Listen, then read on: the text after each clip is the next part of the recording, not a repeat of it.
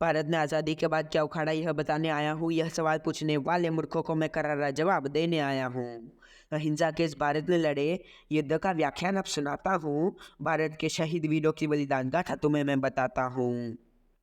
आज़ादी के बाद का थोड़ा समय भी न बीता था और पाकिस्तान ने कायरता दिखलाकर कश्मीर पर आक्रमण किया था। इस युद्ध के लिए भारत तैयार नहीं था और पीओ के अपना गंवाया था। 1962 में चीन के साथ हुआ एक अकेला वह युद्ध था जिसमें भारत हारा था। चीन पर भरोसा करके भारत ने अक्साई चीन और अरुणाचल के हिस्सों को गंवाया था। 1971 में भारत ने बांग्लादेश को आज़ादी दिलवाई थी और 1999 में हुए कारगिल जैसे महायुद्ध में भारत के शूरवीरों ने भारत को जीत दिलवाई थी। भारत ने विश्व रिकॉर्ड भी बनाया जब यूएस इजराइल जैसे कई देशों के 104 सैटेलाइट को अपनी पीएसएलवी से उड़ाया। अरे अंग्रेज़ 900 करोड़ के बजट को लेकर मार्शियन जैसी फिल्म बनाते हैं और उससे भी कम खर्चे में हम हिंदुस्तानी मंगल पर जाकर आते हैं और उससे भी कम खर्चे में हम हिंदुस्तानी मंगल पर जाकर आते हैं। अरे भारत को गरीब बताने वालों, राज जरा ये जान लो, अंग्रेज़ों ने भारत से लूटे उस समय के 50 ट्रिलियन डॉलर थे, लेकिन इसके बावजूद भी भारत को एक उभरती महाशक्ति बनने से वो ना रोक सके थे। अगर हम गरीब थे तो अंग्रेज़ों को क्यों भारत लूटने आना पड़ा? अगर हम गरीब थे तो अंग्रेज़ों को क्यों भारत लूटने आना पड़ा? अगर हम बुद्धिहीन थे तो अंग्रेज़ों को क्यों हिंदुस्तानी ऋषियों से ज्ञान लेना पड़ा?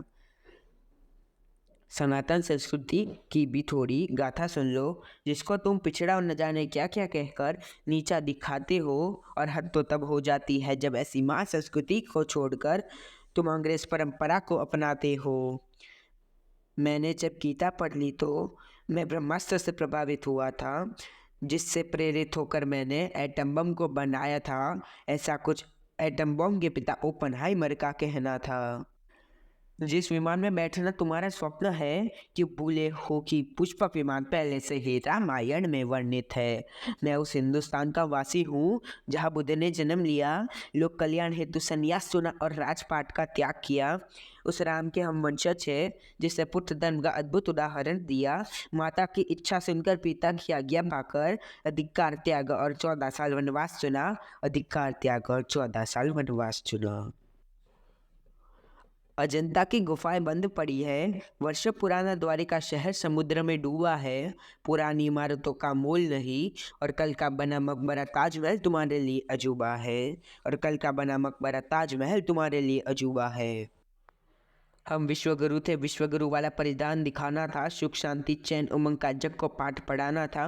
लेकिन सही राह दुनिया को हम ना दिखला पाए, मानवता की परिभाषा हम दुनिया को न सिखा पाए। सारी दुनिया मूर्ख थी, उसके विद्वान हम ही तो थे। सारी दुनिया मूर्ख थी, उसके विद्वान हम ही तो थे। अंजाम गलत आता है तो गलती शुरू की होती है। अंजाम गलत आता है तो गलती शुरू की होती है। ऐसे शिष्य नालायक हो तो गलती गुरु की होती है। ऐसे शिष्य नालायक हो तो गलती गुरु की होती है।